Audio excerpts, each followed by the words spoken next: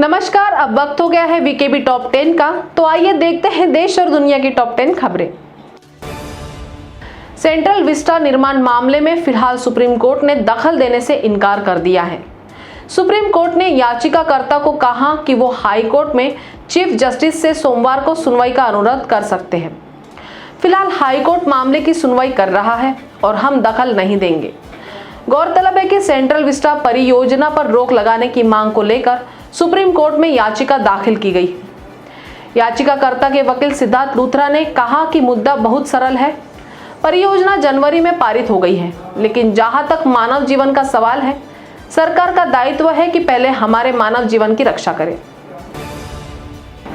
MK. Stalin ने आज तमिलनाडु के मुख्यमंत्री पद की शपथ ले ली। स्टालिन पहली बार मुख्यमंत्री बने हैं। स्टालिन ने अपना कार्यभार संभालने के बाद सबसे पहले कोरोना के राहत के रूप में हर परिवार को 4,000 रुपए प्रदान करने के आदेश पर हस्ताक्षर किए। 2,000 रुपए की पहली किस्त मई महीने में दी जाएगी। सीएम स्टालिन ने यह भी घोषणा की कि राज्य सरकार सभी state government insurance card holders का निजी अस्पतालों में कोरोना संबंधित उपचार का खर्च वहन करेगी। बिहार की राजधानी पटना में अब कोरोना मरीजों का बेहतर इलाज हो सकेगा। इसकी वजह है बिहटा के ईएसआईसी अस्पताल, जिसकी कमान अब सेना के जवानों ने संभाल ली है।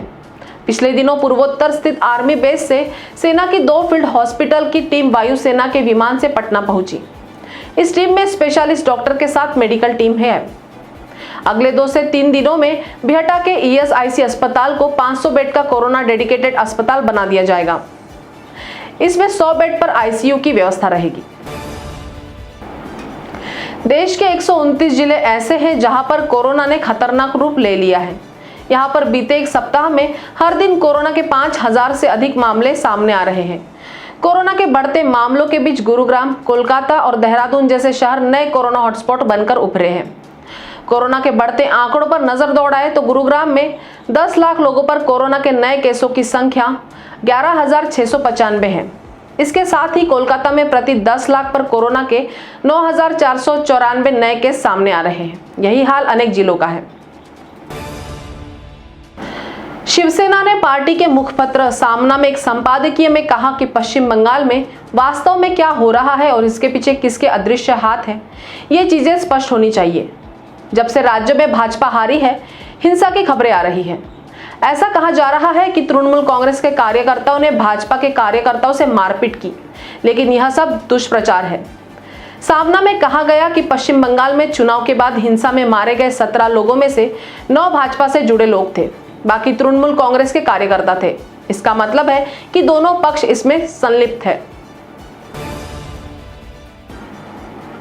रूस के राष्ट्रपति पुतिन ने रूस में बनी कोरोना वैक्सीन को प्रभावी और कारगर बताते हुए कहा कि ये वैक्सीन बेहद भरोसेमंद है और ये वैक्सीन AK-47 की तरह विश्वसनीय है।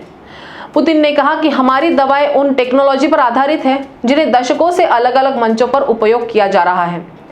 ये दवाएं बहुत आधुनिक और आज के समय के अनुसार है। निसंदेह ये सबसे विश्वसनीय और सबसे सुरक्षित है। पश्चिम बंगाल में चुनाव नतीजों के बाद हुई हिंसा को लेकर कई फर्जी खबरें वायरल हो रही है। पुलिस ने ऐसी खबरों पर शिकंजा लगाने के लिए एक हेल्पलाइन नंबर और एक ईमेल जारी किया है और अब तक 2 FIR दर्ज कर दी है। फर्जी खबरों में किसी भी अनजान शख्स को चुनावी हिंसा का पीड़ित बताया जा रहा है। एक पोस्ट में एक शख्स के बंगाल हिंसा में शहीद होने की बात कही गई थी। कुछ घंटों बाद उसी शख्स ने ट्विटर पर लिखा कि मैं दोबारा कहता हूं कि मैं जिंदा हूं। उत्तर प्रदेश में कोरोना संक्रमण अब तक कई राजनेताओं की जान ले चुका है। आज रायबरेली के सलोन से भाजपा के विधायक दल बहादुर कोरी का कोरोना से निधन हो गया। इस तरह कोरोना की दूसरी लहर में अभी तक भाजपा के 4 विधायकों की जान जा चुकी है। इससे पहले भाजपा के लखनऊ पश्चिम से विधायक सुरेश कुमार श्रीवास्तव, औरैया सदर से विधायक रमेश चंद्र दिवाकर और बरेली के नवाबगंज से विधायक केसर सिंह गंगवार की कोरोना से मृत्यु हो चुकी है। राष्ट्रीय राजधानी दिल्ली की सबसे बड़ी तिहाड़ जेल में 190 कैदियों के कोरोना संक्रमित होने और 2 कैदियों की कोरोना से मौत होने की खबर के बाद जेलों में कोरोना को लेकर पैदा हुए हालात पर सुप्रीम कोर्ट ने स्वतः संज्ञान लिया है। जेलों में कोरोना के संक्रमण मिलने की खबर के बाद अब सुप्रीम कोर्ट कैदियों को जमानत पर रिहा करने पर विचार कर रहा है। कोर्ट ने कहा है कि इस पर आदेश जल्द पारित किया जाएगा। कर्नाटक की राजधानी बेंगलुरु में कोरोना वायरस के मामले बढ़ते जा रहे हैं और इस बीच बेंगलुरु पश्चिम के सांसद तेजस्वी सूर्या तब चर्चा के केंद्र में आ गए जब उन्होंने बेंगलुरु महानगर पालिका की बिस्तर आवंटन मुहिम को सांप्रदायिक रंग दिया। हालांकि अब सूर्या इस मामले पर माफी मांगते नजर आ रहे हैं, जिसके लिए वह गुरुवार को मनपा के दक्षिण वॉर रूम में पहुंचे। तो टॉप 10 के खबरों के सफर में आज इतना ही। आपसे फिर मुलाकात होगी, तब तक बने रहिए वीकेबी न्यूज के साथ। नमस्कार।